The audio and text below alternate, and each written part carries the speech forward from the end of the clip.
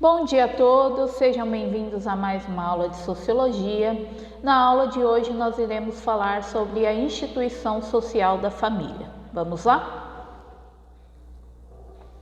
Antes de falarmos da família como uma instituição social, vamos ver algumas definições em torno desse conceito, tá? Então, família, nos dicionários comuns, consta que é um conjunto das pessoas relacionadas por criação ou geneticamente a alguém. Então, pai, mãe, filhos, avós e etc. Porém, a etimologia da palavra família provém do latim família, que significa o conjunto das propriedades de alguém, incluindo escravos e parentes. Então, família vem de famulus, que significa escravo doméstico. E aí a gente pode pegar como exemplo uma ideia de família lá da antiguidade. Então, a gente pode pegar os gens na Grécia Antiga, no qual os gens englobavam não somente os componentes da família, que a gente entende como família nos dias de hoje, mas também as propriedades, os escravos, as terras, tudo que girava em torno desses componentes. Outro exemplo é a ideia do pater familia na Roma Antiga, no qual a gente tem também a inclusão não só do que seriam os membros consanguíneos desse grupo, como também os escravos, as terras, tudo ali que o pater familia, que era o líder, deveria cuidar e organizar. Bom, na sociologia, historicamente a família é a instituição social mais antiga entre os seres humanos. É o tipo de organização que predominou e predomina em muitas culturas, tá? E cada família concreta tem suas próprias normas de comportamento e controle. Então, o que acontece? Embora as famílias sejam influenciadas por ações externas, essa instituição tem suas próprias normas de comportamento e controle. Então, cada família ela vai ter uma característica. Não existe uma família que seja igual a outra. Por quê? Cada família vai criar suas regras e seus conceitos. Porém, contudo, entretanto, vão ter aquelas coisas dentro da instituição família que vão persistir ao longo do tempo. Então, por exemplo, a ideia de autoridade dos pais, isso independe da família ou do passar do tempo, é algo que permanece presente até hoje. A questão dos filhos estarem numa escala de status menor que os pais, porque os pais seriam a figura de autoridade, tá? E a família, ela se torna uma importante instituição social, por quê? Porque ela tem influência na formação do indivíduo como um ser social. Então, a família é o primeiro corpo social que o indivíduo convive. Então, quando você nasce, o primeiro grupo social no qual você vai fazer parte é a família. E a família é a que vai dar a primeira base para o seu caminhar dentro da sociedade. E aí nisso a gente chega aos conceitos sociológicos, tá? Um cara que falou muito sobre a questão da família como instituição social foi o Emile Durkheim. Ele entende que a família é uma instituição socializadora, ou seja, ela serve para socializar o indivíduo, para moldar o indivíduo dentro de determinadas normas sociais. Então, basicamente, a família ela passa a reproduzir valores de gerações passadas. Então, na visão de Durkheim, a família não vem para revolucionar, para modificar. Pelo contrário, ela vem para manter, para controlar a questão do indivíduo e inserir esse indivíduo dentro da sociedade. Bom, Nós falamos aí de vários conceitos e da importância da família como instituição social. Só que falando na sociedade contemporânea, a ideia de família ela tem se transformado muito com o passar do tempo. E essas transformações ocorrem por uma série de mudanças que a gente teve dentro do âmbito da sociedade, tá bom? Então, uma das mudanças que vão acabar influenciando a instituição familiar é justamente o aumento considerável das atividades femininas extra-lar, que foram o quê? Basicamente a independência da mulher, as conquistas do direito da mulher de trabalhar vai acabar acarretando mudanças dentro do conceito de família. Por quê? Antes dessas conquistas, as mulheres, mesmo que formadas, mesmo que tendo a possibilidade de trabalhar, elas tinham que ter autorização do marido. Então, o que acontecia? Se o marido simplesmente falasse que ela não iria trabalhar, ela não poderia. E caso ela insistisse, ela acabaria sendo punida por isso. Então, essa conquista do direito da mulher de ter a sua independência acaba trazendo mudanças no que seria um modelo tradicional. E isso vai trazer o quê? A liberalização de costumes. Então, a gente tem os primeiros rompimentos com os modelos tradicionais, os conceitos tradicionais de família. Outra coisa que a gente acaba tendo também influência, que é o desenvolvimento das práticas contraceptivas, que é importante não só para a questão da saúde pública em torno das doenças sexualmente transmissíveis, só que acaba acarretando também discussões importantes dentro da sociedade, como a interrupção voluntária da gravidez. O que seria essa interrupção voluntária da gravidez? A ideia da legalização do aborto. Então, o que ocorre?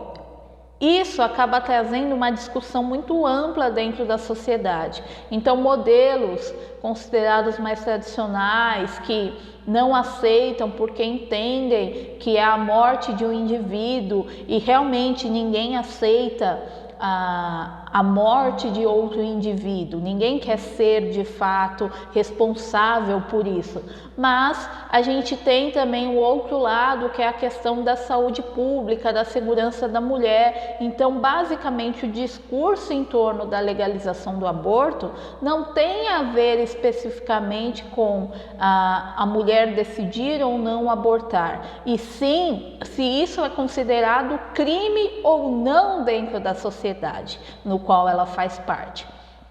E isso é uma discussão que se tornou muito frequente em diversas sociedades. Tem sociedades que consideram isso um crime e tem sociedades que legalizaram o aborto e acabaram trazendo transformações aí sociais.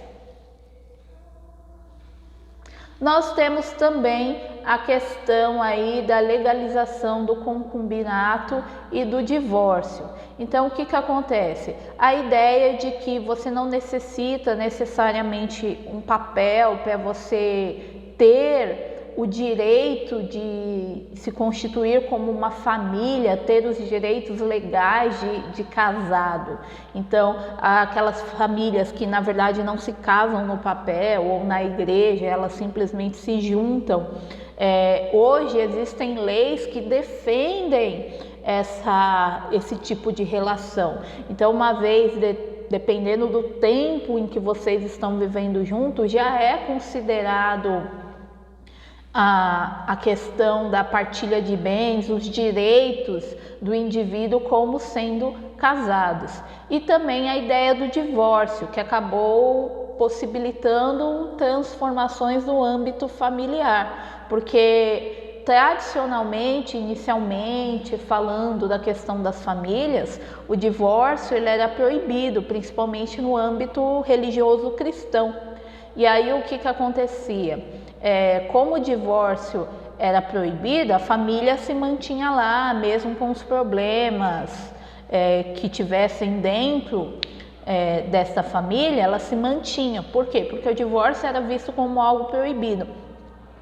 Agora, com a legalização do divórcio, a gente tem famílias que se separam e se constituem em outras famílias. Então, isso acaba trazendo uma nova forma de relação familiar. E uma outra coisa que a gente tem que considerar também é o índice sintético de fecundidade. Então, o que acontece? Antigamente as famílias tinham muitos filhos, tinham famílias com mais de 10 filhos, e isso era algo comum dentro da sociedade. Atualmente, muitas famílias têm repensado essa questão, então muitas famílias acabam optando por ter apenas 2 filhos, ou algumas famílias nem sequer filhos desejam ter. E isso acaba gerando uma mudança não só na instituição, como na sociedade como um todo. Por quê? Porque isso gera um baixo índice de renovação de gerações. Então a população vai envelhecendo, mas você não tem número suficiente de jovens para ocupar os lugares dessa geração que vem envelhecendo. E isso vai trazer outras discussões na sociedade, como a questão, por exemplo, da aposentadoria. Bom, mas quando a gente fala de família na questão do mundo contemporâneo, é importante a gente resgatar alguns pensamentos, como do sociólogo Zygmunt Bauman. Então, esse sociólogo ele escreve em sua obra O Amor Líquido, e nessa obra ele vai pensar as diferentes formas de relações sociais no mundo contemporâneo. E aí ele vai definir as famílias da modernidade sólida, que seriam as famílias de ideias tradicionais. Então, essas famílias ainda existem hoje, elas não deixaram de existir, que são aquelas famílias que defendem as ideias tradicionais, e as famílias de modernidade líquida, que são aquelas famílias que entendem que elas estão em constantes transformações, que a família não é algo fixo e que ela vai se modificar de acordo com as mudanças que ocorrem no mundo. E aí, partindo desse conceito, a gente começa a refletir também sobre a ideia dos laços consanguíneos e os laços afetivos. Por quê? Por muito tempo, a ideia da família girou em torno da questão dos laços consanguíneos. É sua família porque você tem o mesmo sangue. Mas atualmente a gente está trazendo um conceito novo de que a família é aquela que está envolta a laços afetivos. Então o que acontece? Essa relação entre os dois termos é uma relação intrínseca, uma ligada à outra, mas ao mesmo tempo ela não está ligada necessariamente. Por quê? A gente tem famílias de laços consanguíneos que têm também laços afetivos. A gente tem famílias de laços consanguíneos que os membros da família não se dão bem e muitas vezes nem sequer querem se ver. E a gente tem famílias que não têm laços consanguíneos, mas são constituídas famílias pelos laços afetivos. É o caso, por exemplo, famílias que adotam um indivíduo, e aí o laço que vai se estabelecer ali não é uma ligação de sangue, mas sim uma ligação afetiva, uma ligação aí de coração. Bom, tipos de família. Então, atualmente, dentro das diversas sociedades, nós temos diferentes tipos de família. Então, 2 conceitos básicos aí para vocês entenderem, tá? A gente tem a família monogâmica, que você tem apenas um cônjuge, e esse cônjuge, ele pode ser de uma relação indissolúvel ou que admita o divórcio. Então, o que acontece? Na relação monogâmica, você pode estar se relacionando apenas com um único indivíduo e essa relação ela pode ser eterna, então aquela ideia de casamento religioso na Igreja Católica, que você casado uma vez, você é casado eternamente, ou ela pode ser uma relação que admita o divórcio, admita a separação, mas de qualquer forma você pode ter apenas um cônjuge por vez. Então, basicamente, você pode estar casado, se divorciar e se casar com outra pessoa, mas é sempre uma de cada vez. Na família poligâmica, a gente tem a relação entre 2 ou mais cônjuges. Então, é aquela questão da poliandria, quando uma mulher tem mais de um marido, 2 ou mais maridos, e a poliginia, que é quando o homem tem mais de uma esposa, então ele tem 2 ou mais esposas. E isso a gente encontra dentro de algumas sociedades contemporâneas. Então a poliandria, existem alguns grupos no Tibete que praticam essa ideia, e a poliginia a gente tem em alguns grupos religiosos, como em alguns países islâmicos. Bom, formas de casamento, tá, gente? Nós temos a forma de casamento da endogamia, então é a ideia de que o casamento é permitido somente dentro do mesmo grupo, da mesma tribo.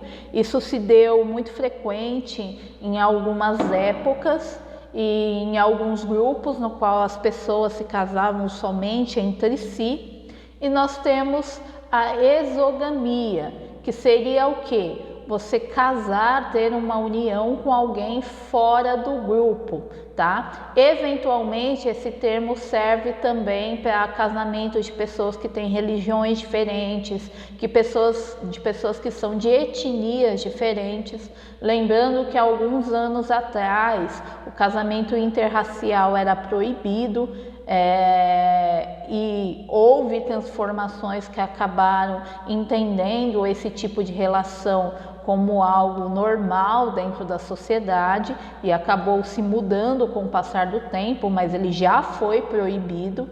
E a gente tem também a ideia de casamento com pessoas de diferentes classes sociais.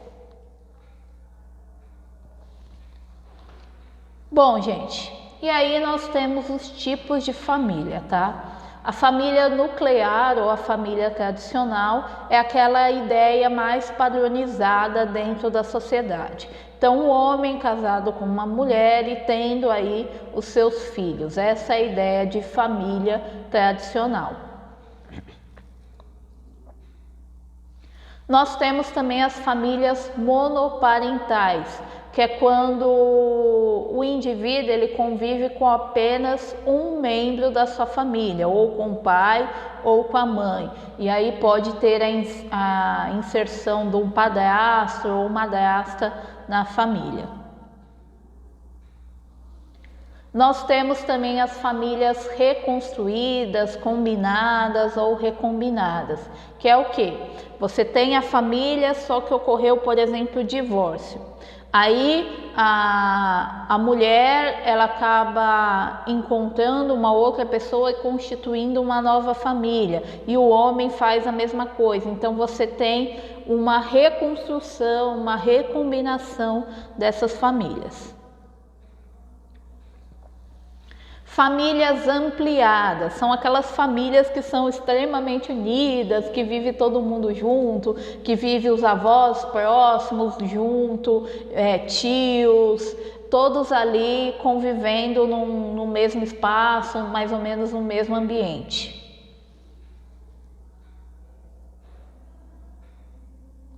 Nós temos também dentro da sociedade as chamadas famílias não convencionais. As famílias não convencionais não é que elas estão erradas, mas são aquelas famílias que não seguem a ideia padronizada dentro da sociedade. Então seriam aquelas famílias homoafetivas, que fogem um pouco à ideia de padrão dentro da sociedade. E atualmente nós temos também a ideia das famílias unitárias, que é um indivíduo. Então é um indivíduo que é inserido dentro da sociedade, pessoas que preferem aí viver sozinhas, mas isso não significa que ele não tenha um laço familiar. Bom, pessoal, espero que vocês tenham gostado da aula. Aqui estão as bibliografias do tema da aula de hoje. Por hoje é só. Se cuidem e até a próxima.